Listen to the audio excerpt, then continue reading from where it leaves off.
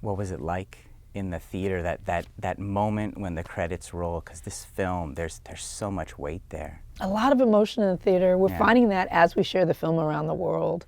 It's been fascinating sharing this film, more than any of the other things that I've made, from Selma to 13th to When They See Us, Wrinkle in Time.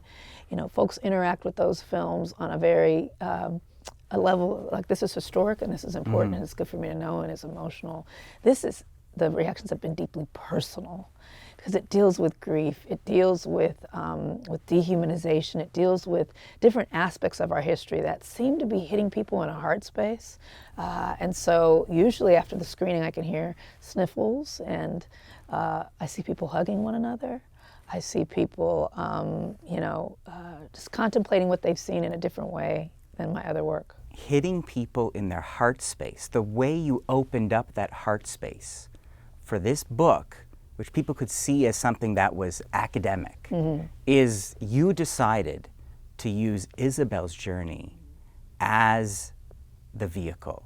And what did you think that we would get from understanding and being with her in her grief, as you're also trying to get your hands around this gigantic historic problem? Thank you. I feel that storytelling is most propulsive when it's personal. Even in a Marvel film, your favorite ones are the ones where you're like, I really like Iron Man. Yeah. When you know this guy and you're on the journey with him. And so for this, there was a lot that I wanted to share about history and about our place in contemporary society and systems and social constructs. But the way to get it into a heart space is to go through a person that you care about. And so Isabel Wilkerson as a character became the conduit to open that up. And she was very gracious and generous in giving me the time to get to know her, to hear her personal stories, to marry those with the book, and to come up with something new. You have Ingenue with this remarkable performance, and taking us into Isabel's journey. Like, when the movie began, I almost thought I was at the wrong screening, because it's so deeply personal. They're talking about a rest home and the mother, and then you take us places. But I'm curious, did it resurface your own grief? Because you've used that when you were starting out, some of your earlier films, and now this is so intimate and personal. So as you're helping Ingenue be Isabel, what did that do for you? It's the first time I've heard that question. Thank you so much. And I haven't really contemplated it in that way, but grief is a big part of my work overall. My very first film was about the loss of a loved one. And my second film was about the loss of a loved one to incarceration. The first one was to death. And even A Wrinkle in Time is about a girl whose father is gone and she has to go find him. There's a lot of absences in your work. A lot of that. And I think it's something that I struggle with, or not even struggle with, but something that I've come to live with and really grow from. And so my understanding of what Isabel's journey needed to be as a character in the film, as I got to know the stories of the real woman and the loss that she'd endured, I felt like I was making a film at the right time, and that I had all the tools that I needed to really tell that story. Is your work part of how you work on your own grief? I think so. I think my work has helped me. It's been a bit of a therapy for me. As an artist, you're thinking through the human condition as it relates to the scenes that you're trying to share and the stories that you're trying to share. And so, as I look back, I don't have a therapist, but maybe movies have been. It's these things, right? It's all of that. I think so. You described Isabel as a superhero, right? In that she's in the midst of everything that she's experienced. She's out there, she's looking at the research in the South, she's in India, she's in Germany, and all of that. But there's also that moment early in the film where there's that reluctance, right? They're trying, why don't you write this article? I don't do that, and she's pulling back. And when I saw that moment, it actually made me think of you. In that you wear so many hats, and you're the head of various organizations, you're a mogul, you're more than just a director. What made you decide to get back in the trenches and go on this ridiculous 37-day global journey with an independent budget? Like, why? Because you have other things. What was it that was so critical that called to you? Because this could not have been an easy film to make. No, it wasn't. Thanks for recognizing that. I am a filmmaker who has these other things going on. Yeah. I'm not a person that has these other things going on and then also I make films. Primarily, I'm here to make films. That is what I'm here to do. If there was no Barbie, if there was no Ben & Jerry's ice cream, if there was no all that other stuff, I'm just a filmmaker, and I'm an independent filmmaker. That's how I started. And so when I won Sundance years ago with the independent film, what came next? Selma. Now I'm in the studio system. Now I'm making bigger and bigger films in the studio system. Then the streaming starts. Now I'm doing streaming. And I looked up and I wasn't independent anymore. I wasn't fully free to tell the story in the exact way that I wanted as the author of the work. The studio system is nice for a lot of things. It's cushy and it's comfortable, but you trade. You trade freedom for comfort.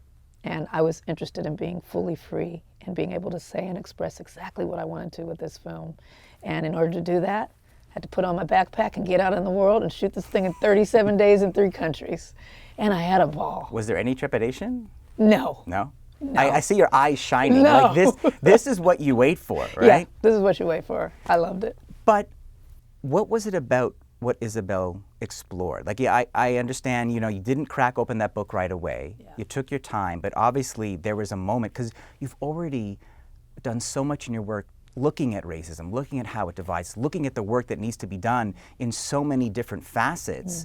I would have thought, like, you've done that enough, and yet you're like, no, I'm going to go deeper, and I'm going to look at hierarchy and levels. So, but you tell me, what was it that compelled you? Like, I understand I see those eyes shining, so you wanted to get in there. Yeah. But what was it about this subject matter, that book, that you said, I am going to find a way to tell this impossible tale? Yeah, thank you. I think it's the interconnectedness of it, because so much of my work before had been very centered on the African American experience, which is, there's a whole world. You see Spike Lee, it's a whole career to be made out of the different beautiful facets of the diamond of the African American experience.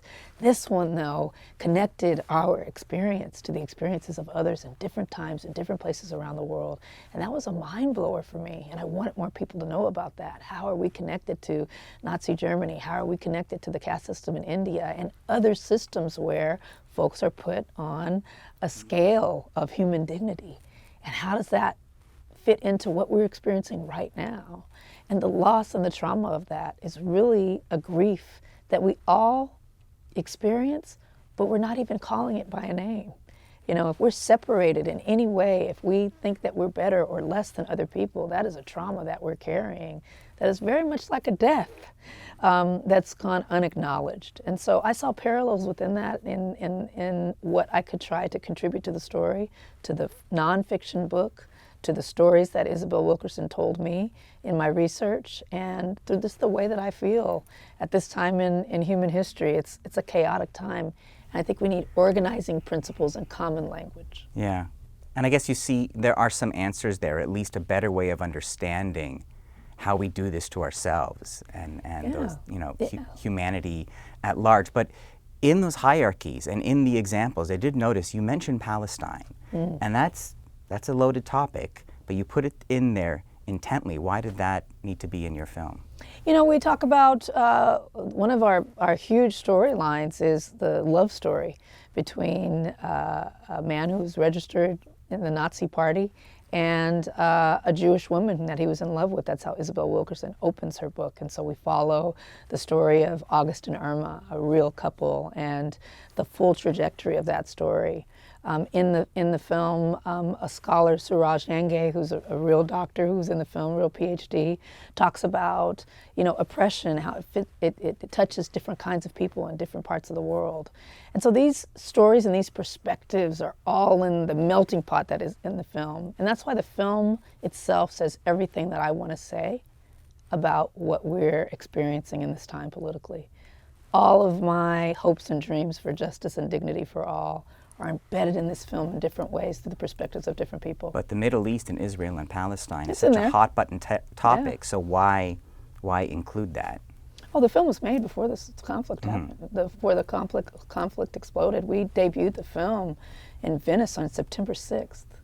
I'm not criticizing it, No, but no. I wonder, like, do I'm you saying think, it was made a month Yeah. before, so none of it was purposeful. Do you think that by applying the ideas of the caste system and these hierarchies, could that add maybe a better understanding of even what's happening there right now and what will probably continue to go on? Oh, I think the principles in Isabel's book that she talks about and kind of dissecting what caste is can help us think about conflicts around the world. You know, there's a devastating conflict happening now in the Sudan that no one's talking about as well, with people being, you know, savagely murdered and so much unjust criminality happening there. And so, you know, the question is, what is the framework by which we think about the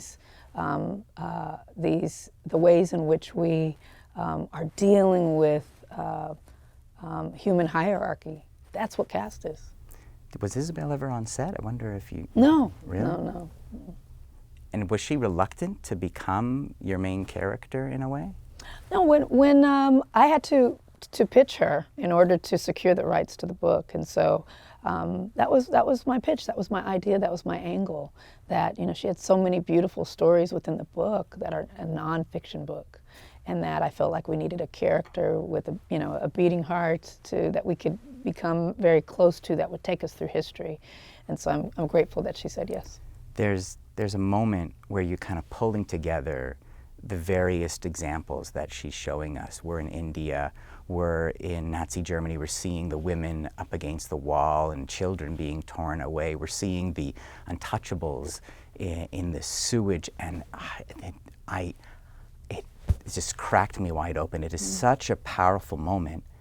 But I wonder, as the director, what you say to your actors. What do you say to the women and men playing the slaves in the hold of that ship? I mean, it is difficult. I understand, I imagine it's about bearing witness, but you're asking a lot of what's being captured by these cameras. So how did you talk to your talent on that day? Yeah, I think, you know, for me, it's been something I've been doing for a while, whether it's galvanizing, you know, folks to walk across the bridge in Selma and really put themselves in the place of what that was like for people at the time, both for black marchers who were marching and white folks who were screaming epitaphs at them, right, racial epitaphs. When you're speaking to background actors, people that are not the primary actor, for me in my work, that is so much a part. These are the people that represent society, you know, folks that are in the gallery or the chamber of the courtroom, and when they see us that have to emote. These are people that come to the set and are paid $80 a day, right? And yet they are the face of society in the work that I do, which is really about social injustice. And so in this film, people had to play enslaved African people on ships. People had to play folks that are being taken to concentration camps. You know, people had to actually drop into sewers in India and perform that manual labor. And the connection is one that's really based on information. This is who you're playing. This is why this is important. This is what this looks like. This is why we're doing it. And this is just really walking them through it as a professional actor, because they're not often treated like that. Really? They're usually just, they're the background, they're the extras. When you take a little bit of time and you walk them through it, you get really beautiful results. I'm just curious, like for that scene in particular in the slave ship, what did you say to them about this is why you're doing it? Well, you're there with, you know, a group of African American people, and we're not far from envisioning what our ancestors went through, and so everyone knows the history. But not everyone might know what the ships felt like and looked like. So it was making sure that I walked them through the evidence and the historical process, showed pictures about the way that the bodies were, read them slave narratives so that they could really hear it, understand that it's going to be wet, that you're unclothed, that you haven't eaten, that there's disease, that there's no bathroom, that you're being sexually molested and abused. Like, this is what it was. And I play the music and I call action. And what comes is what comes from people's hearts. It must have been a heavy day on set. It was a tough day, but at the end of it, people feel, and what I heard and experienced was people feeling grateful that they were able to tell the story on behalf of all the folks who forgotten. Yeah. Another thing that struck me, like moving to the end of the film, you kind of talk about, okay, here's where we are, and you're using the idea of like there's a house and there's the foundation, and the foundation is cracked. And it's a question you pose in a lot of films in terms of like what do we do?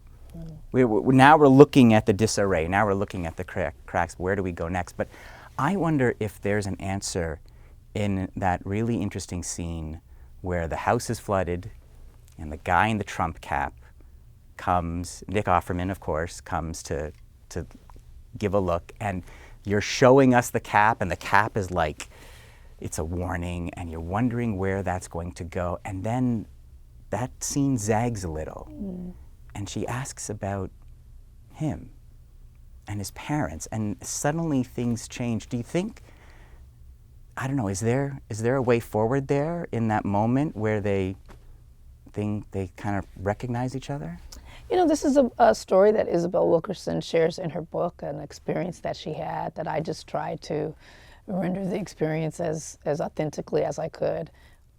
Ava probably would have had a different experience in the basement, but this was her experience, and I tried to remain true to that. And you know, within her book, I think she draws comparisons to that scene being one that was instructive for her in terms of the recognizing of humanity. But also people have seen the scene and watched the scene and said, you know, why does the woman and the black person have to perform the emotional labor of equalizing the two? So I think it's one of the fascinating things about art. Yeah. Different people come to these scenes from their perspective, and they're going to see and feel what they will and take what they will. That's what I love about making movies. It's addictive. I want to take you back a little. Because you did something remarkable that I think a lot of people would like to do, but not everybody does, where you were in more of your film publicist days, but you made this break from your life where you started making movies on the side. And it's not an easy juggling act. When did you come to that moment when you realized you didn't want to tell other people's stories, you wanted to start telling your own, because there's such a risk there, right? Like just your salary and your job and how you're defined, and that you saw there was another Ava there in the distance. You wanted to get there, but you weren't there yet. How did you make that transition, or what was it that sparked that you went, okay, we're going to make that leap? Yeah, no, it's interesting because thinking about it now, I have to remind folks that there was no precedent for anything that I'm doing right now. There was no black woman filmmaker that I could look to that was consistently making films, who was a single woman who lived alone and was making a living making movies, consistently making movies. There were some really wonderful people out there making films with like 5 years in between. Gina Prince Bythewood, who was a big hero of mine at the time, but a nice chunk of time she'll even talk about the time that it took in between movies. She also has a husband. You know, there were two of them, and they were able to make films and kind of toggle back and forth. I was a single lady with the idea of supporting myself and my family and my mother and my siblings on a filmmaker's salary. There was no one I could look to and say, oh, she's doing that. That's scary. And that was only 12 years ago. Yeah. And so the idea to do it never came because I couldn't see anyone. I never thought, oh, I want to be like her. She's on the red carpets, and she's got a nice house, and she's supporting herself, and she's famous, and she has Barbies, and she has all those things that didn't exist. When I started making films, it was only because I had things to say. I always thought I'd keep my job and make films on the side. Okay. I never thought that I'd be a full-time filmmaker. Are you kidding? Never imagined it. I'll get emotional even talking about it. Never imagined it because I couldn't see it, and no one had ever done that before in a way where they weren't also teaching, or they weren't married with some help, or none of that. And so the idea that I'm doing that and it's not even been a decade and a half, and thriving at it is a mind-blowing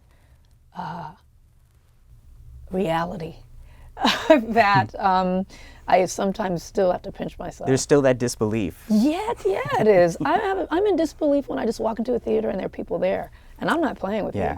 You walk into the people, someone got dressed, got in their car or took the train, spent their hard-earned money. Yeah.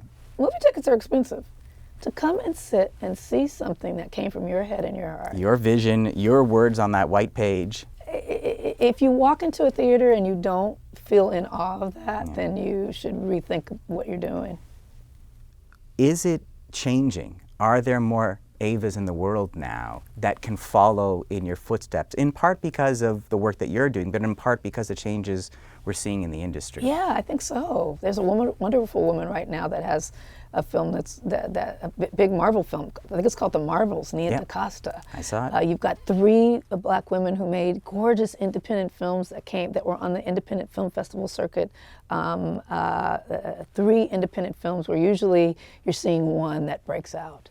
You're seeing, Gina Prince Bythewood last year with The Woman King. You see Casey Lemons doing the Whitney Houston film. There's a lot of women in television, black, brown, and otherwise, who are doing incredible work, really, really beautiful work.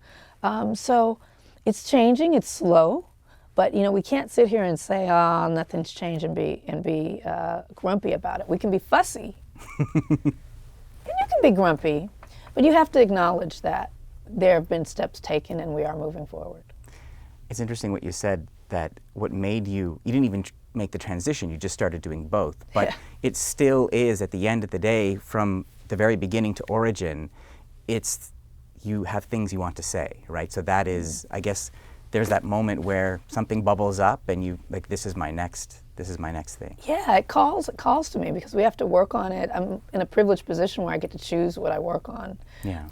And so I need to be so interested in that thing that I want to do it every single day for 2 years. But with Origin, it really felt like it was the culmination of everything that I had made up until that point. I walked into that film with a confidence that I don't think I'd had on anything else. And When They See Us, which was my Netflix series about the Central Park Five, it was a very large cast, 200 speaking parts. So all of the cast that I had on Origin, I knew how to handle it. On A Wrinkle in Time, I was traveling internationally and shooting in other places outside the United States for the first time. I knew how to do that when I watched it on the Origin set. Middle of Nowhere, which was my small film that won Sundance, about a woman's quest. Selma was about protest and history. So it's the culmination of all these different parts. I had all the tools in my tool belt. And so when I walked on the Origin set you'd asked earlier, and I'm shooting in 37 days in 3 countries, and it's independent, and there's no studio to call to bail me out, I got this. I got it. I'm ready. Was that little girl growing up in Compton a storyteller? Did she have that same? She loved Barbies. She loved Barbies? And I call that storytelling. Yeah. Now, if I talk to so Mr. you would make Spielberg, they would do a little, you'd create your own little world? That's what Barbies are. Yeah. That's what Barbies are. Now, I talked to my friend J.J. Abrams or Mr. Spielberg, and at that age, they had cameras. Right. So they were telling their stories with cameras. But I didn't have cameras. I didn't even think about that. I told my stories with Barbies. That's why it's so meaningful that I have a Barbie of my likeness, because my sisters and I would make full day-long stories where my mother would have to say, stop playing the Barbies. Dialogue, little houses. They were living life. There you go. You were a filmmaker already. You were just working in plastic and little dresses. And without a camera. Did you have black Barbies? I did. Yeah, I had black Barbies. We actually have, because I have a daughter. I was going to say young, but she's not so young anymore. We have never said this to someone I've interviewed before. I have your doll. Really? Yeah, it's quite. Wow. I mean, That's but wonderful. what a full circle moment though, to go from being that girl, imagining a world, playing with your dolls, to now being an inspiration by having a doll of you, the filmmaker, in this chair. Sitting, talking about my film on this show with a man whose daughter has the doll. What are we doing here? I think the thing that I find so exciting about Origin and inspiring and moving, and I heard you talking about the writing of it, is that, and I guess this is what you're saying, but you put all the Avas together, that you broke all the rules, right? Like that, this story shouldn't really work, but you found a way to fuse these kind of 2 aspects of the personal and the political together. It's a new hybrid. You've kind of created a new genre. Well, I think that I allowed myself, and kind of with the independence of the production, freed myself from some of the boxes that I think I had been in. Blurring the lines between documentary and narrative at some times. Dealing with 2 stories that feel like they don't really go together. And at times, like you say, you walk in and you're like, wait, what is this movie I'm in? And then it turns, and each part of it is a building block to the culmination of the story. Just stretching and exploring, that's what art is supposed to be. And I think in Hollywood so often we become smaller and afraid of trying things that may not hit everyone. And it's okay. And I think on this one, I didn't just say it, I acted on it being okay, and I'm proud of that. Hollywood's really good about building boxes, but you're kind of tearing those things apart. I try.